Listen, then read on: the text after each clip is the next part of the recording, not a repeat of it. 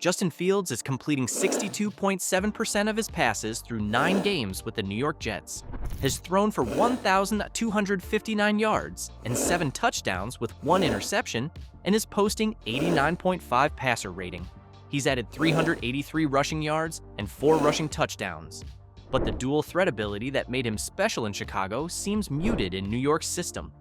The Jets' season is done and out of the playoffs, and Fields looks like a quarterback who's regressing rather than developing. The same player who showed flashes of brilliance with the Bears and Steelers now looks lost in green and white.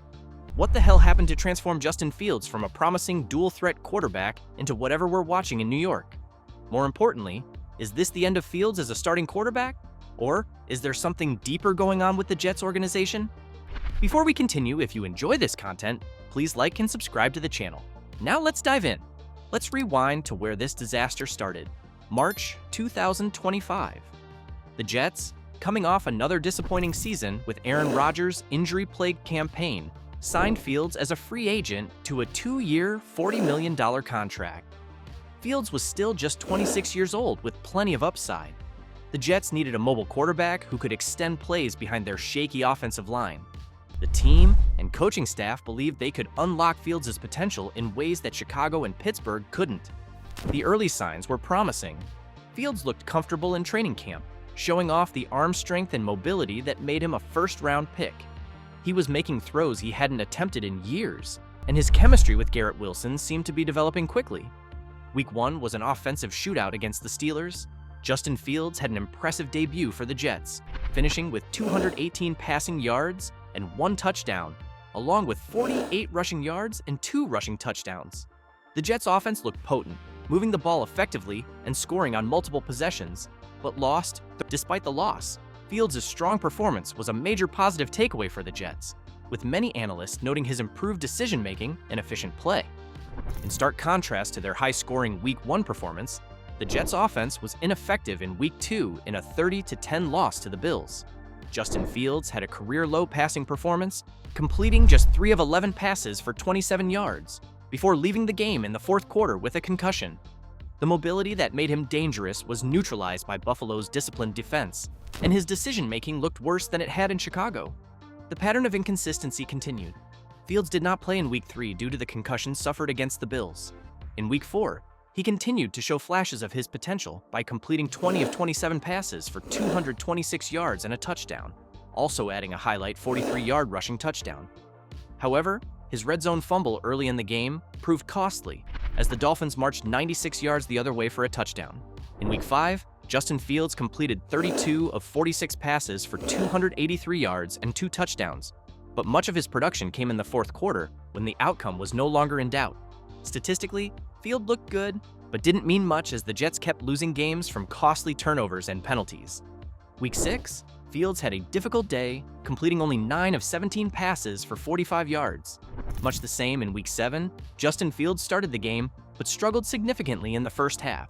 He completed just 6 of 12 passes for 46 yards and was sacked 3 times. At halftime, with the Jets trailing 10-3, head coach Aaron Glenn decided to bench Fields for veteran backup Tyrod Taylor in an attempt to create a spark. Week 8, Justin Fields, who was back in the starting lineup due to a knee injury to Tyrod Taylor, had his best passing game of the season. He completed 21 of 32 passes for 244 yards and a touchdown with no interception and had a quarterback rating of 99. More importantly, the Jets won their first game of the season. Week 10, Fields had a minimal offensive output, completing only 6 of 11 passes for 54 yards, 1 touchdown, and 1 interception. Much of his production came on a 42-yard screen pass to Breece Hall in the fourth quarter for the go-ahead score, giving the Jets a 24-17 lead and eventual win. Week 11 appeared to be the final start of his Jets career, marked by another game with fewer than 200 passing yards, which led to the decision to bench him. Fields struggled with his passing all night, going just 4 of 13 for 23 yards in the first half. He finished the game with 116 passing yards, 1 touchdown, a 22-yard connection with John Mechie III in the third quarter. He was the Jets' leading rusher with 67 yards and a touchdown. The ineffective offensive performance in this game was the final straw, and Fields was officially benched for the remainder of the season immediately following the loss. At this point, Fields looks like a quarterback who's lost all confidence in his abilities. He's second-guessing himself on everyday throws, hesitating in the pocket when he should be decisive, and playing scared of making mistakes. That kind of mental approach is poison for any quarterback, but it's especially damaging for someone like Fields, whose game is built on instinct and athleticism. So what went wrong? How did Fields go from a promising dual-threat quarterback to whatever we're watching in New York? I've identified 5 factors that explain this shocking regression. Factor number 1, the system mismatch from hell. Tanner Engstrand's offense is a terrible fit for Fields' skill set, and it's been obvious from week 1. Engstrand's system is built around an accurate on-time pocket passer who can read defenses and deliver the ball quickly, all areas where Fields has historically struggled. The RPO concepts that made Fields successful in Chicago have been largely abandoned in favor of more complex play combinations that require precise timing. Fields looks completely lost in this system. He's holding the ball too long, missing open receivers, and making poor decisions under pressure. The play calling has been equally problematic. Engstrand continues to call dropback passes, and at times deep developing plays despite having an offensive line that can't protect for more than 3 seconds.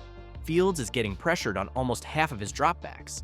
Critics have noted that the ground-oriented ball control approach, while sound good in theory, has been too conservative for a team that often finds itself playing from behind, leading to offensive stagnation in many games. Most frustrating is the abandonment of designed runs and bootlegs that could maximize Fields' mobility. The Jets are using him like a pocket passer, when his greatest strength is his ability to extend plays with his legs. It's like buying a Ferrari and only driving it in first gear. Factor number 2, the offensive line catastrophe. The Jets' offensive line has been a disaster all season, and it's particularly problematic for a quarterback like Fields, who needs time to process information. The line ranks near the bottom in pass protection according to Pro Football Focus, and Fields is getting hit on nearly half of his dropbacks. Fashanu has been the most disappointing link in the line, allowing a league-high number of pressures early in the season. He has struggled in his second year to live up to expectations, though he has faced a challenging schedule of elite pass rushers. Overall, the interior line has been a revolving door of injuries and poor performance. When you're constantly under pressure, it's impossible to develop rhythm and timing in the passing game. The running game has been equally ineffective, ranking near the bottom in yards per carry. Without a ground game to lean on, Fields is being asked to carry the entire offense through the air, something he's never been able to do consistently. The lack of play-action opportunities has eliminated one of Fields' most effective tools. Factor number 3, the weapons shortage. The Jets' receiving core has been decimated by injuries and poor performance. Garrett Wilson has been solid but not spectacular, dealing with his own consistency issues. Outside of Wilson, the wide receiver group is very thin and in desperate need of talent infusion. Most concerning is the lack of a reliable slot receiver. Fields has always been most effective throwing to the middle of the field, but the Jets don't have anyone who can consistently get open in traffic. The result is Fields forcing throws to covered receivers or checking down to running backs for minimal gains. The tight end position has been a black hole, with Mason Taylor providing little in the passing game. The chemistry issues are obvious too. Fields and his receivers are rarely on the same page, leading to miscommunications, dropped passes, and interceptions on poorly timed plays. When quarterback and receivers aren't in sync, even good throws can look terrible. Factor number 4, the coaching dysfunction. Aaron Glenn has clearly lost control of this team, and it shows in every aspect of their performance.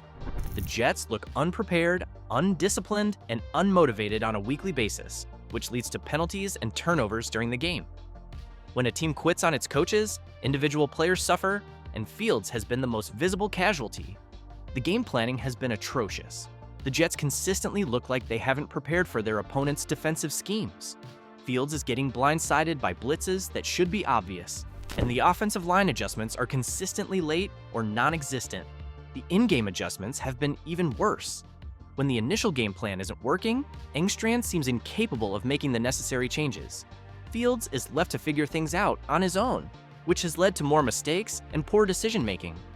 The relationship between Fields and the coaching staff appears strained. There have been reports of heated exchanges on the sideline, disagreements about play calling, and a general lack of trust between quarterback and coaches. And when that relationship breaks down, it's almost impossible to have success. Factor number 5, the mental breakdown. Fields looks like a quarterback who's lost all confidence in his abilities. The constant pressure, poor protection, and lack of weapons have clearly affected his mental approach to the game. He's playing scared, second-guessing himself, and making the kind of mistakes that compound over time. His body language on the sideline tells the story. Fields looks frustrated, isolated, and defeated. He's not the confident dual-threat quarterback who showed flashes of brilliance in Chicago and Pittsburgh. He's a broken player who's lost faith in his own abilities. But here's what makes this situation even more concerning. There's no clear path forward. The Jets are stuck with Fields and lack of viable alternatives. They can't afford to continue getting this level of production from the position. The coaching staff is clearly not the right fit for Fields' skill set. The supporting cast is depleted and unlikely to improve. The offensive line issues can't be fixed overnight. Everything that needs to change requires time and resources the Jets don't have. The advanced metrics suggest this isn't just a rough patch, it's a fundamental breakdown. Fields' mechanics have regressed. His decision-making has gotten worse. His leadership has disappeared. His mobility has been neutered. These aren't problems that get fixed with a few good practices or a motivational speech. Veterans are frustrated with the lack of progress. The offensive line is tired of getting blamed for Fields' struggles. Looking at comparable situations around the league, the outlook isn't encouraging. Quarterbacks who struggle this badly in their fifth season rarely recover to become elite players. The window for development is closing, and Fields is moving in the wrong direction. The Jets are facing a franchise-altering decision. Do they stick with Fields and hope he can turn it around? Do they start looking for his replacement in the draft? Do they blow up the entire coaching staff and start over? None of these options are appealing, but doing nothing isn't an option either. What's happening with Justin Fields and the Jets is a perfect storm of bad decisions, poor execution, and organizational dysfunction. Fields is regressing instead of developing, the coaching staff is overmatched, and the supporting cast is inadequate. The hell that's going on with Justin Fields is simple. He's a square peg being forced into a round hole by coaches who don't understand his strengths and weaknesses. The Jets thought they could fix him, but instead they've broken him even further. This isn't just about Fields anymore. It's about an organization that continues to make the same mistakes over and over again. The Jets have a history of acquiring talented players and ruining them through poor coaching and organizational dysfunction. Fields is just the latest casualty. The question now isn't whether Fields can turn it around this season. It's whether he can salvage his career at all. At 26 years old, he should be entering his prime. Instead, he looks like a quarterback and whose best days are behind him. The Jets are out of the playoffs again this season. Fields' play can be described as mediocre at best. The coaching staff looks overmatched. The supporting cast is depleted. Everything that could go wrong has gone wrong, and there's no clear path to fixing it. What do you think? Is this rock bottom for Justin Fields? Or could it get even worse? Can the Jets salvage anything from this disaster? Or is it time to start planning for the future? Let me know in the comments. Don't forget to like and subscribe to the channel. See you in the next one.